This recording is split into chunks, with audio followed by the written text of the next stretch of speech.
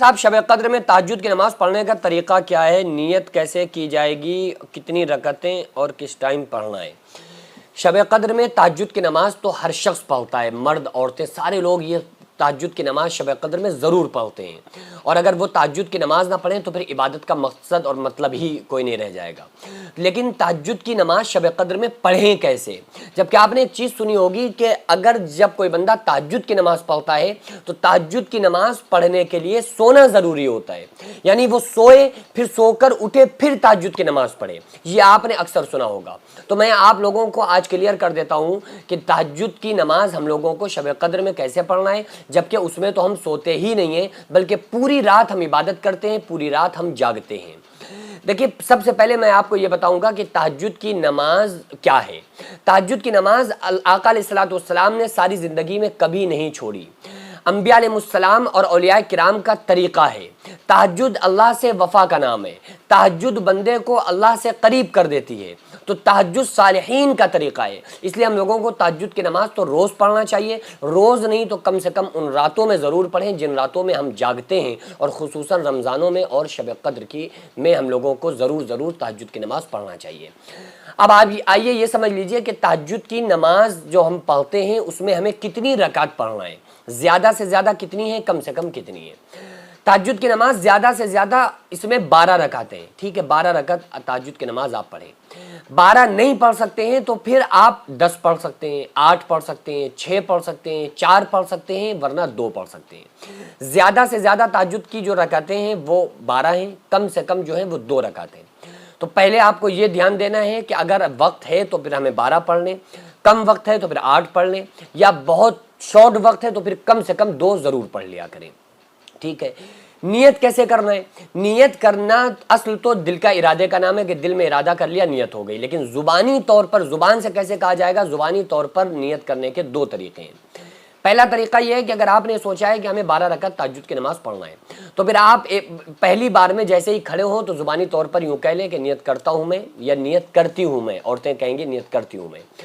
12 रकात नमाज तहज्जुद, मुँह मेरा काबे शरीफ की तरफ, वास्ते अल्लाह ताला के अल्लाहु अकबर कह के उन्होंने 12 रकात की नियत बांध ली, ठीक है। अब 12 रकात में वो दो करके वो 2 रकात करके 12 रकात को कंप्लीट कर ली। एक तरीका ज़ुबान से कहने का, ज़ुबान से नियत करने का ये हो गया। हालांकि ज़ुबान से नियत करना कोई ज़रूरी नहीं है, क्योंकि असल नियत जो है वो दिल के इरादे का नाम है। आका अलैहिस्सलाम ने फरमाया इन्नमल आमालु बिन्नियात, अमल का दारोमदार नियतों पर है। इंसान को वही मिलेगा जिसकी उसने नियत की होगी।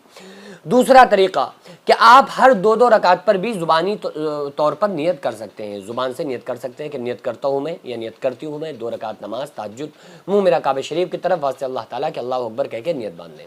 आपने 2 रकात कंप्लीट कर ली, उसके बाद खड़े हो जाएं, फिर 2 रकात पढ़ें। फिर आपने 2 रकात कंप्लीट कर ली, फिर खड़े हो जाएं, फिर 2 रकात पढ़ें। इस तरह से जितनी आपको रकातें पढ़ना है उस हिसाब से आप जैसे ही आप खड़े हो फिर से नमाज़ पढ़ने के लिए, जैसे ही तहज्जुद की 2 रकात कंप्लीट हो गई फिर खड़े हो गए, इस तरह से ज़ुबानी तौर पर भी आप नियत कर सकते हैं। तीसरा पॉइंट जो सबसे ज़्यादा अहम है कि हमें तहज्जुद की नमाज कैसे पढ़ना है। क्या हर सूरत में हमें पहली रकात में 12 मरतबा कुल हुवल्लाह पढ़ना है, फिर दूसरी में 11 मरतबा पढ़ना है, तीसरी में 10 मरतबा पढ़ना है? क्या हर सूरत में क्या हर रकात में कुल हुवल्लाह सूरह इखलास को हर रकात में घटाना चाहिए, या ऐसे ही नॉर्मल तरीके से पढ़ना चाहिए? देखिए, बहुत सारे लोग जब वो तहज्जुद की नमाज़ पढ़ने खड़े होते हैं तो वो उनका ख्याल वो ये होता है कि हमें 12 रकात में कुल हुवल्लाह ही पढ़ना है, 12 मरतबा सूरह इखलास पढ़ना है पहली रकात में, दूसरी में 11 मरतबा। इस तरह से एक एक घटाते घटाते वो जब आखिरी रकात में पहुँचेंगे तो 1 मरतबा सूरह इखलास रह जाएगी। तो ये जो तरीके, इस तरीके से जो लोग तहज्जुद की नमाज़ पढ़ते हैं तो उनकी नमाज तो हो जाती है, ठीक है, लेकिन इंसान का दिमाग फिर तहज्जुद की नमाज में लगता नहीं है। जो मकसद है ना तहज्जुद का कि अल्लाह मिल जाए, हमसे अल्लाह राज़ी हो जाए, अल्लाह तबारक व तआला हमारी दुआओं को सुन ले, अल्लाह तबारक व तआला हमारी नमाज को पसंद फरमा ले, ये जो तहज्जुद का मकसद होता है ये उससे फौत हो जाता है, ज़ाया हो जाता है। क्यों? इंसान गिन रहा है, अब सारा ध्यान, टारगेट, ख्याल उसका वही गिनने में लगा है कि हमने पहली रकात में 12 बार पढ़ी थी, दूसरी में 11 बार पढ़ना है, तीसरी में 10 बार पढ़ना है, चौथी में 9 बार पढ़ना है। तो वो गिनता ही रहेगा ना यही सूरह इखलास। तो इसलिए उसकी नमाज में थोड़ा सा खुशू खुजू के खिलाफ हो जाएगी उसकी नमाज। लेकिन अगर किसी की नहीं हो रही है, उसे कोई मुश्किल नहीं हो रही हो और वो अपने हिसाब लगा ले रहा है आराम से, उसकी नमाज के खुशू और खुजू में फ़र्क नहीं पड़ रहा है, तो इस तरीके से भी पढ़ सकते हैं। लेकिन बेहतर यही है कि अगर आप उसको इस तरह से ना पढ़ सके तो फिर आप नॉर्मल जैसे नफल पढ़ते हैं इस तरह से आप नफल पढ़िए, जैसे और नमाजें पढ़ते हैं। कोई भी सूरत जो आप पढ़ रहे हैं, बस इतना ध्यान रखें, ख्याल रखें कि पहली रकात में दूसरे के मुकाबिल बड़ी सूरत होना चाहिए और तरतीब के एतबार से पहले सूरत होना चाहिए। जैसे आप नफल पढ़ते हैं इस तरह से आप तहज्जुद की नमाज़ पढ़ें। उसमें यह कोई ज़रूरी नहीं है कि आप कुल वल्लाह ही पढ़ें और उसमें हर सूरत में हर रकात में कुल वल्लाह को घटाते रहें, यह कोई ज़रूरी नहीं है। ठीक है। चौथी चीज़ ये है कि हमको किस टाइम पढ़ना है, तहज्जुद की नमाज़ किस टाइम पढ़ना है। तहज्जुद की नमाज़ की जो टाइमिंग है वो जैसे ही इशा की नमाज़ पढ़ के आप फारिग होंगे ना, उस वक्त से लेकर फज्र का वक्त होने तक का जो टाइम है बीच का, ये सारा तहज्जुद का टाइम है। यानी इशा से आपने पढ़ ली तो इशा की नमाज के बाद से वक्त तहज्जुद का शुरू हो जाता है और फिर ये फज्र तक ये वक्त रहता है तहज्जुद की नमाज का, जब तक फज्र का वक्त शुरू ना हो जाए। लेकिन इनमें 4 हिस्से हैं, फिर 4 हिस्से। जो आखिरी हिस्सा है ना, तिहाई हिस्सा, आखिरी हिस्सा रात के हिसाब से, रात के पहर के हिसाब से आखिरी हिस्सा, वैसे तिहाई हिस्सा, वो वक्त सबसे ज़्यादा बेस्ट है। वो वक्त यानी कि तकरीबन अगर घड़ी के एतबार से बात की जाए तो 2 बजे का टाइम, 2:30 बजे का टाइम, 3 बजे का टाइम।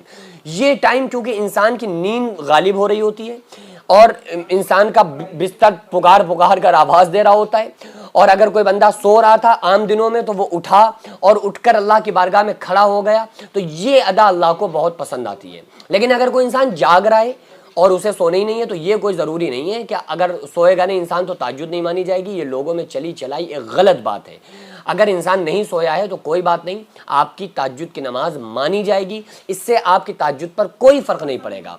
हाँ, फजीलत है ना, इसलिए क्योंकि अगर इंसान सो गया आम दिनों में जबकि शब कद्र या शब बारात ना हो, उसमें तो जागता ही है आम तौर से, वो आम दिनों में सो रहा है, अब वो खुसूसी तौर पर तहज्जुद के लिए उठ रहा है, तो इसलिए वो अफजल है उस वक्त का वो आखिरी पहर में तहज्जुद पढ़ना कि अपनी नींद कुर्बान करके बंदा पढ़ रहा है। इसमें तो पूरी रात ही कुर्बान कर दिया ना, पूरी रात की नींद इंसान कुर्बान कर रहा है, तो इसलिए इसमें कोई मसला नहीं है।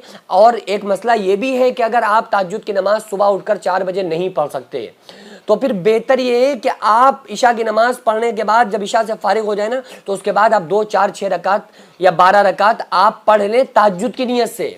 यानी कि अगर आपको यह है कि हम सुबह नहीं उठ के पढ़ सकते हैं आम दिनों में, तो फिर आप कम से कम उसी वक्त इशा की नमाज से फारिग होकर ही तहज्जुद की नीयत से आप नमाज पढ़ लो, तो आपकी तहज्जुद की नमाज मान ली जाएगी।